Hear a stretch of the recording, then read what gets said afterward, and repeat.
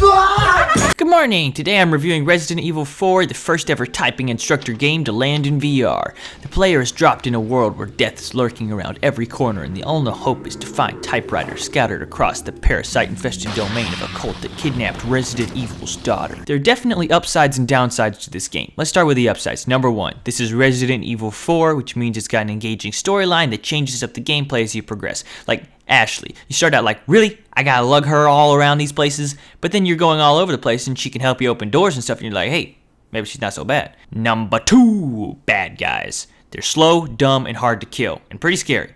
I like all those things about them. Yeah.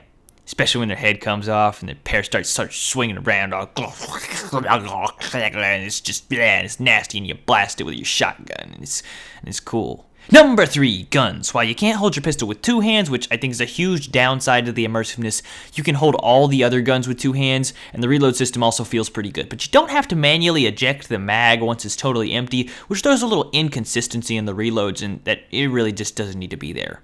The gun's laser is also a genius mechanism that turns off whenever you're out of ammo, so you aren't consistently ejecting mags just in case you're out of bullets in them. So really good game design there. Number 4, the rocket launcher. This clip will explain why I like it.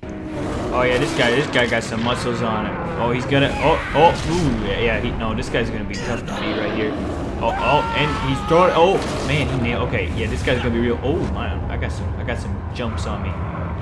Alright, let's fight this guy. He's probably gonna take a bit. Wait, unless. Rocket launcher.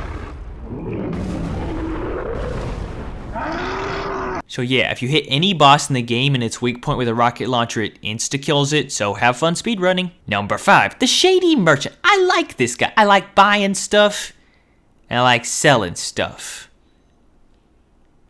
That's it. Number 6, treasure. While you can just speedrun the game, you will have the most success by scouring each area for treasure and gems to upgrade your weapons and buy treasure maps.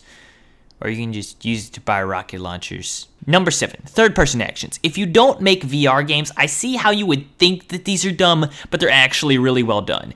When you go to move an object, the player gets kicked into third person while Leon does the action. This allows the player to push objects only as intended, which makes the game less buggy. You might think that the player doing a pushing motion in real life to move the objects would be the best option, but then the player would attempt to interact with objects that are immovable in the same way, and it would break the immersion. So while this isn't the best option, it is the best option they could have chosen. Enough of these stupid upsides, so let's go to the downsides. Number 1, you can't hold pistols with both hands. I just want to, and it breaks the immersion every time I go to grab it with both hands, and you just can't. Number 2, doing stuff that isn't walking or shooting. If you climb a ladder, you just teleport to the top, which is totally good, but then you go and kick down the ladder, and it plays this 5-second cutscene of you doing it. Now you might think, I just won't kick down the ladder. But this cutscene thing happens all the time. Like in this fight against the catfish alligator zombie, every time it changes directions, the screen goes black, and it plays this dumb cutscene. This is super easy to fix though. Just make it go third person and not do these cutscenes. They're weird and break the immersion.